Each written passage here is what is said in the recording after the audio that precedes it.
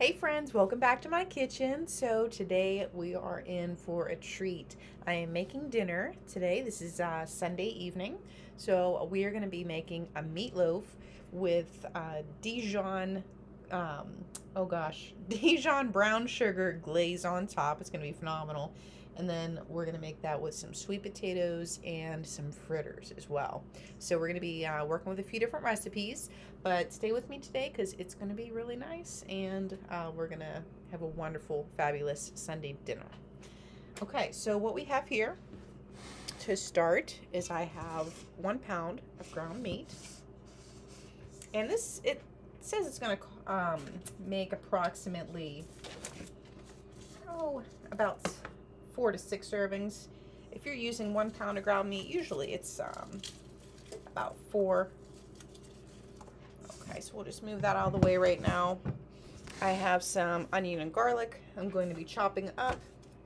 I have some soy sauce. I'm just going to be putting a little bit of this in our meat. I'm adding about a teaspoon of that. Worcestershire sauce. Okay. This will be more about a tablespoon of that. I've got some Dijon mustard. Dijon mustard and beef pair incredibly well together. And we're going to do about a tablespoon of our Dijon. We'll also be using this later on whenever we make our glaze for on top of the meatloaf. I'm going to be adding some seasoned breadcrumbs. You can use panko, you can use seasoned, non-seasoned, Italian, whatever you want. You can even make your own breadcrumbs if you like. Give that a good little bit. Now, if I had an egg, I would put 1 egg in here as well. Unfortunately, I do not have any more eggs. I have ran out this morning after breakfast. We use almond milk, so I'm just going to put a little bit of almond milk in there. And between our liquids and working that with our breadcrumbs, that'll be just fine. Now I'm going to get our garlic. So this is fresh garlic here. We're just going to give it a little smash. Just put it underneath your knife and smash it with the palm of your hand. And that way your garlic will come right out of it, slip right out of the skins. That way you don't have to sit there and peel it all day long. Okay, if you're not comfortable doing that, you can also do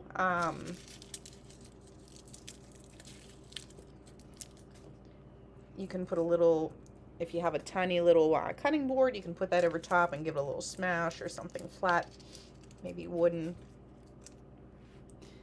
and then your garlic will slip right out of there. So we have 3, 4, 5. We have 5 cloves right here. Some are a little bit bigger than others. I'm just going to take that little end part off, trim that off. This is fresh garlic from our local farm that I usually get all of our food from. Most of our food produce anyway. So we're just going to give this a nice little rough chop. And then we're going to season up our meatloaf. Hope you guys are having a wonderful weekend and week, depending on when you're watching this video. And I really appreciate you guys tuning back in. If you've seen my videos before, please like, share, subscribe, and also click the notification bell if you'd like to see when I'm adding a new video. It really helps the page, and I really appreciate it. Also, you know, leaving me a little comment down below is always very nice. I like to hear from you guys, hear what you're cooking, hear what you're canning. I know I have more canning videos than I do cooking videos, but I will try to be more well-rounded with that. Okay, so next we're going to cut our onion. I'm just going to top and tail it. That means take the bottom and the top off. Make sure you put it on the flat side, cut it right in half, and then pull off that first layer of skin.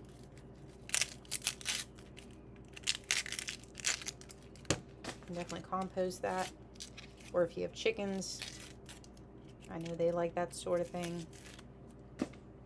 Feed that to them. But if you have chickens, I'm sure you already know that. Alright, guys. And we'll be cutting this horizontal, vertical, and then horizontal again. Fastest way to chop the onion. I like a lot of onions, so I'm going to do this half. Do this half here. That'll be good.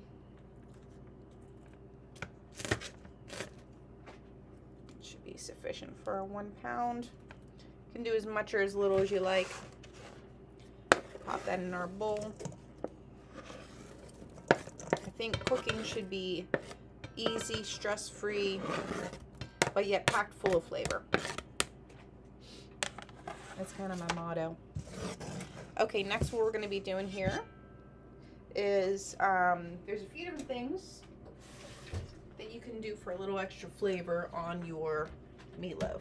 So sometimes I put barbecue sauce in the mix, in the meat. Sometimes I just do a little ketchup. Today I am going to just do ketchup because we're actually going to have ketchup in the sauce that's going to go on top. So this will do a few things. It'll help keep it moist, and it'll give it a little of that tomato flavor, of course. So we're just going to eyeball that. That's probably about, I'd say about 1.5 tablespoons, 2 tablespoons. And then we'll put our pepper in.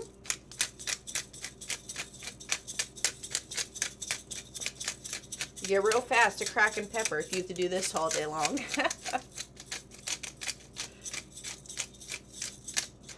Good bit of pepper in there. Like I said, for my seasonings, I really don't measure them, but I'm going to try to give you guys a little bit more of a measurement for your recipes. For 1 pound of ground meat, we're going to do about 1.5 tablespoons pepper. Adjust it to your liking though. Okay, next we're going to do some salt. Our salt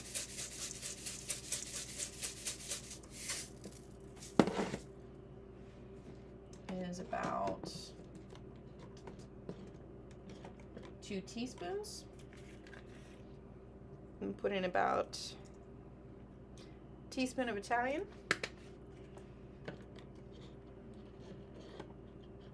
Next I'm going to hit it with a little paprika. And a little bit of heat in there. Not too much. It's about 1/2 teaspoon. I'm actually going to use a little steak seasoning too, because it's beef. I like to have that flavor going on. And we got about 1 teaspoon of steak seasoning. Okay. Now here's kind of the trick. Whenever you're mixing up your meat, obviously you can't taste it until it's cooked. But what we're going to try to do is we're going to mix it. And then we're actually just going to give it it might sound a little crazy, a little weird, but you're actually going to smell it. So you're going to just try to get the aroma coming off of it to see if it smells like it's seasoned properly, seasoned enough. If you can't barely smell anything, any of those spices or those seasonings that you put in, then it probably needs more. However, if you're getting, like I'm back here already, I can smell a lot of the seasoning coming off of it. That's what it should be for you guys. You should be able to smell all those beautiful flavors that you just added to it, and now you're just getting in there and getting it all nice and incorporated. Notice I have one clean hand that's not touching meat, and I have obviously my other hand that is touching meat. So when you're working with meat products, you want to do that. You want to keep one clean hand, one dirty hand, in case you have to add anything to this. So this is our mix right now. Honestly, it's really good. I like it the way it is, but if I need to add a little pinch more breadcrumbs, which I'm just going to add a little pinch, because I do find it a little bit wet, but we'll just do an extra little shake there. Alrighty guys, so here's what I've got here. I just finished mixing our meat, and we've got it nice, and just make sure you smooth it out all the way over and push down, because you want to make sure that there's no air bubbles in there. And then we have it on another baking tray. This loaf pan is sprayed, so we're just going to put this out of the way right now. Now we're going to make our sauce that goes on top. So I'm going to bring you over here to our little saucepan. So in here, we're going to have, let's see here. We're going to do a 1/4 cup of, I'm reading off a recipe here, 1/4 cup of ketchup, 1 tablespoon of Dijon mustard, and then 1½ cups of brown sugar. So I'm just, here's my brown sugar here. Just going to add that right in our little pot. Now it says you can just mix this up in a bowl, but to make it nice and creamy, I'm just going to melt this sugar up a little bit. So we got that. Kind of going backwards. And then we got our 1 tablespoon of Dijon. Okay, and we can always adjust taste. And then we got to have a 1/4 cup of our ketchup.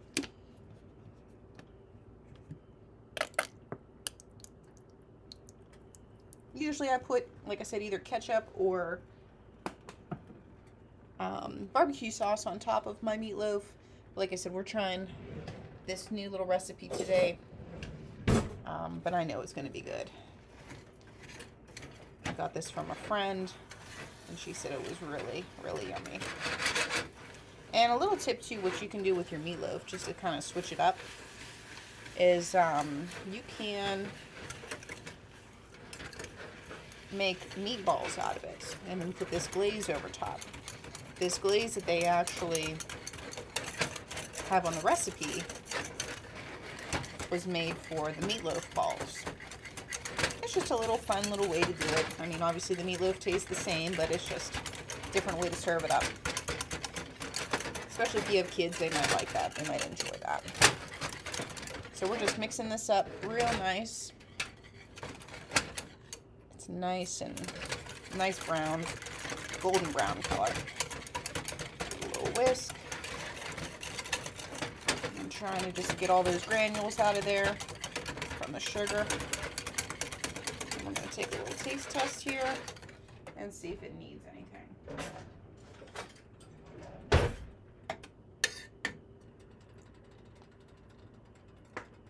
That's good. I think I'm going to add a little more Dijon. Just, I really like that little bite of our mustard. Put a little bit more ketchup in. That's usually why I don't really go with recipes, because I end up altering them anyway. But it's, I mean, I'll tell you what, it's on the right track. It tastes really good. Our oven here is preheated to 350. I'm just going to pour this glaze right over top. And we're going to bake it for about an hour.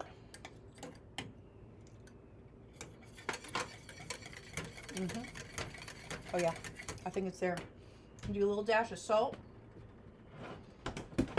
Even if a recipe doesn't necessarily call for salt, I do like to do even a little pinch of salt. It brings out a lot of flavors that you otherwise wouldn't necessarily get. Okay, so this sauce is done. I'm going to bring our meatloaf over here. Our pan here. And then I just got a nice little spatula. And we're going to pour this nice sauce on top. Now, I am going to have some left over so that whenever we go to serve, we can put some more on top as well. And I can just roll this around. It's almost like a nice barbecue sauce. That's kind of what we made. Nice and covered. Then we're just going to pop this in the oven. And then we're going to work on our next portion of the meal. Okay. Alright guys, I am just cubing up 3 medium-sized sweet potatoes right now. I'm putting them in my pot. What we're going to do is we're going to season this up, and then we're actually going to put it on the tray where our meatloaf is cooking so that they can roast. Just adding some salt and pepper, a little bit of olive oil to them.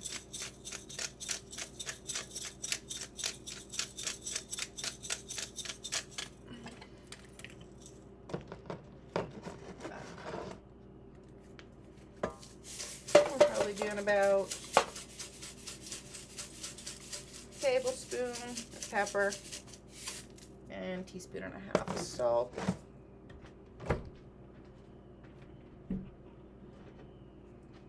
A little splash of olive oil or whatever kind of oil you like to use. Okay. And we're going to get this right onto our baking pan. This is how nice and easy some of this is. You can put a little garlic in here if you'd like. It's up to you. Garlic powder, if you like them garlicky. I'm going to grab our tray.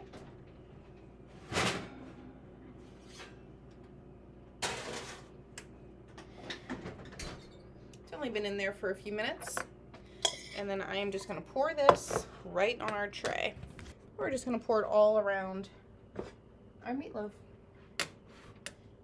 That way you're not dirtying way too much. I mean, we're going to use this pan anyway. We might as well roast our veggies on there too.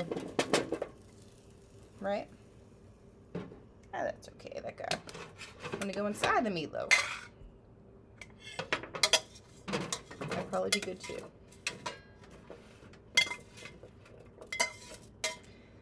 These sweet potatoes are going to take a little while. That's why I wanted them to cook along with our meatloaf. So now we're going to pop this back in the oven. 350 for about 45 minutes to an hour. And we'll just keep checking on it. You'll know when your meatloaf is starting to get done because you'll smell it, and that top layer is going to caramelize. It's going to look really, really pretty. It's going to form a nice layer for you. All right, so next we're going to start on our fritters. Our fritters is the last part of the meal. So we're just going to use that same pot that we were doing with the seasoning our potatoes. And I have 4 corn on the cobs that are all nice and washed. So we're just going to chop this down, and then we'll put that in our pot that we just used. Okay. Whenever you're cutting corn, you got to be very careful, just because it's obviously more of a round object. Holding it up and then just cutting down like this, but getting a very good firm handle on it is very important. And just take your time.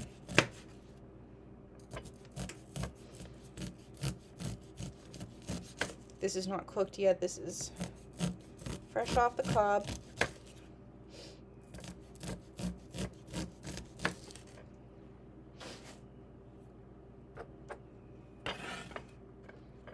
And if you need to cut a little bit of that round piece off just to make your cob a little bit more stable, go ahead and do that.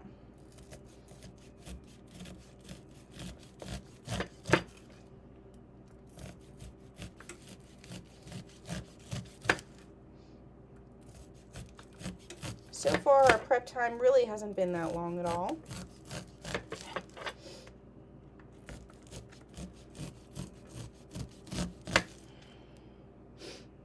So that's always a nice thing. Because as much as I love cooking, I also love other things too. So I don't want cooking to consume absolutely every moment of my waking life. Which, when you're taking care of a family and whatnot, it can definitely seem like that sometimes. All right, everyone. So now we're putting together our fritter. So what I have here is 4 corn on the cob, fresh corn, 1 bell pepper. I have about 3/4 of an onion and 3 garlic cloves. Now I have here a can of cannellini beans. You can use whatever beans you fancy, whichever ones you like. You can even use potatoes in place of beans if you don't like beans. Okay. So I've got them in our pot here. And I have about a 1/4 cup of water in here right now.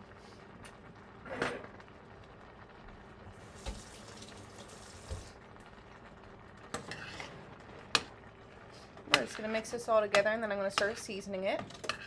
We're going to do some salt and pepper. Always salt and pepper. And then we're going to do a little bit of paprika. Just give it a little bit of kick, and you can season it to however you like it.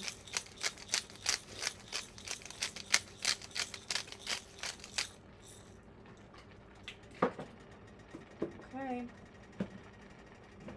Salt. And we'll be tasting it again too once this is all cooked. So just always keep that in mind.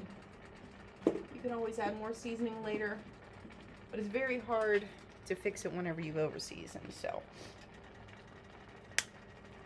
gotta keep that in mind. Okay. Show you what this is looking like now. It's looking really nice. So you can probably hear it bubbling away. We are now going to let this soften until basically I can smash it. And then we are going to start building our fritter. I'm going to put some milk and cheese in here. I might even need another can of beans. I'm not positive yet. But whenever we come back, I will tell you exactly what I did, guys. Okay, guys, so what we did is we took the beans, corns mixture off of the stove, and I just drained them in a colander and put them here in my bowl.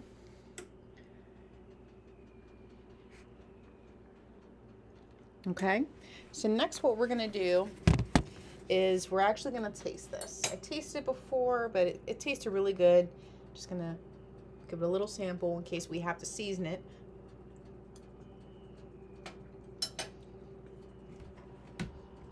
We're going to do a little more salt and pepper.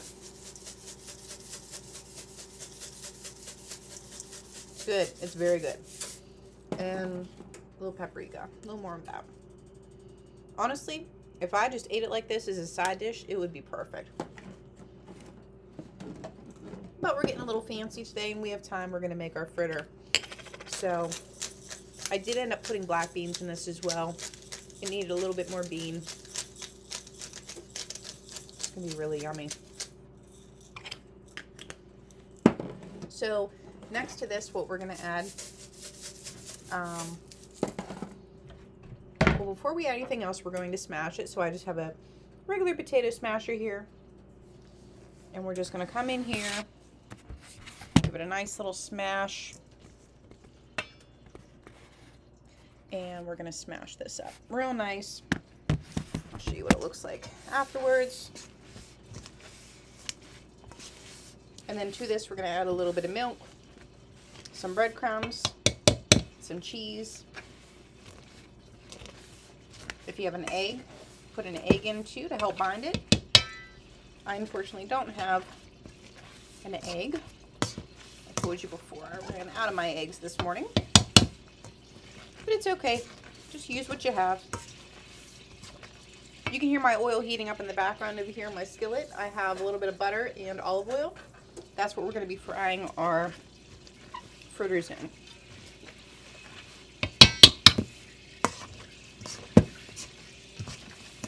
So it's a good thing I,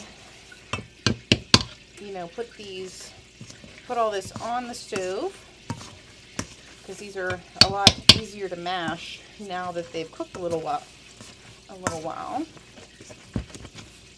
Just trying to get those white beans. Those white beans are giving me a little trouble. Okay. Yeah, this is a really, really good. I know this is going to be a good recipe here. Okay, so next we're going to do some breadcrumbs and cheese. These are going to be more of our dry ingredients. Any kind of cheese you have on hand is good. This is just a little bit of a Mexican mix.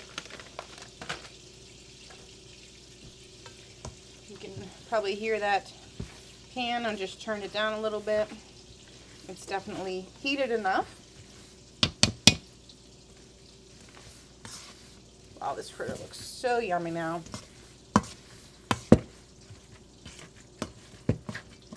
And I'm glad I'm putting the cheese in because it's actually melting as I'm putting it in, which is really, really good. It's going to be nice and tasty. All right, guys, I'm going to show you the mix for our fritters. See, there it is in the bowl there. And then I have our oil is ready to go. If you are ever unsure if it's ready, just take a little bit of water on your fingertips and just gently splash it in the pan. And when you hear that, you know it's ready. Now I put my oil down on low. I'm be very careful with this. I just have one big spoon here. Well, two rather. I'm going to use one to scrape and then one to disperse. So we're going to do like this. We're going to load one up. Make them about the size of a pancake. Drop it in very gently. And then just kind of push it down a little bit with the back of the spoon.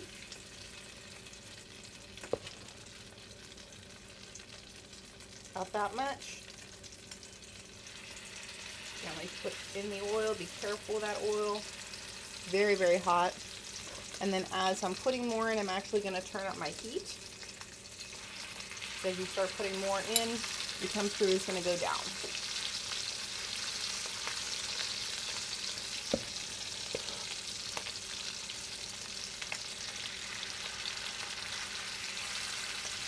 What's awesome about fritters is, and I learned this from the lady from the Hillbilly Kitchen, shout out to her on YouTube, is you can literally put anything you want in these fritters. Anything, like if you have any leftovers, beans, potatoes, any kind of veggie, you can put meat in them.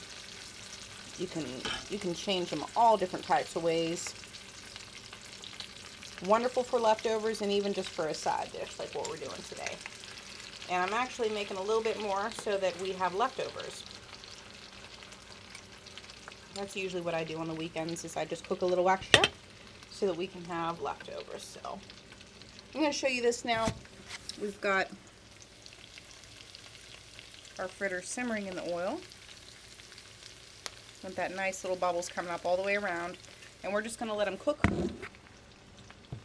in here for just a little bit. You want to start to see some bubbles actually come up through our little batter that we made, and then we can flip them over, make sure that they're nice and golden brown, and then we're going to dry them on a rack, either a rack or a paper towel. If you do a paper towel, just know that they may get a little soggy. So I will come back whenever our full meal is complete. Our meatloaf is almost done, along with our sweet potatoes, and then these fritters will be done here everything will probably be done within the next 20 to 30 minutes. So, alright, so we are here with our finished product. We have our meatloaf, mashed sweet potatoes, roasted, and then our fritter, our bean and corn fritter. And then I just have a little bit more of that sauce, and we're just going to pour that, just like a little glaze, over top of our potatoes and our meatloaf. And here you have it, guys. Homemade fritter meatloaf with a Dijon and brown sugar glaze with our bean, corn, and pepper fritter. So thanks again, guys, for being with me this time. And it was a really nice Sunday dinner, and I just hope you guys have a wonderful week, and please like, share, and subscribe, and I will see you guys all in the next one. Bye bye.